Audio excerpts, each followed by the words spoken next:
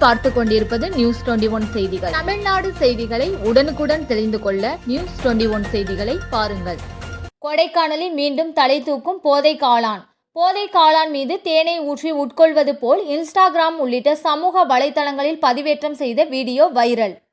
திண்டுக்கல் மாவட்டம் கொடைக்கானல் மலைப்பகுதியில் கடந்த சில மாதங்களாகவே போதை காளான் விற்பனை மற்றும் உபயோகிப்பது அதிகரித்து கொண்டே வருகிறது. மேலும் போதை காளான் விற்பனையில் ஈடுபடும் நபர்களை காவல்துறையினர் கண்காணித்து கைது செய்து வருகின்றனர்.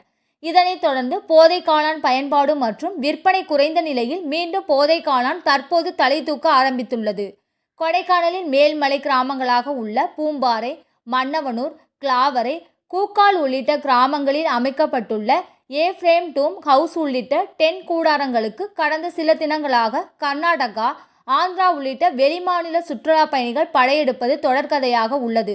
மேலும் இந்த டென்ட் கூடாரங்களில் தங்கும் இளைஞர்கள் போதை காளானை உபயோகப்படுத்துவதாக இப்பகுதி கிராம மக்கள் தெரிவிக்கின்றனர்.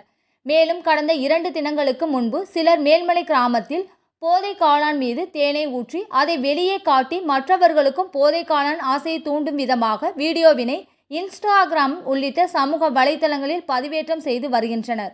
இதனை காவல்துறையினர் கவனம் செலுத்தி மீண்டும் போதை காளான் விற்பனையில் ஈடுபடும் நபர்கள் மீது கடும் நடவடிக்கை எடுக்க வேண்டும் என பொதுமக்களிடையே வேண்டுகோள் எழுந்துள்ளது. நியூஸ் 21 செய்திகளுக்காக கூல் சுரேஷ்.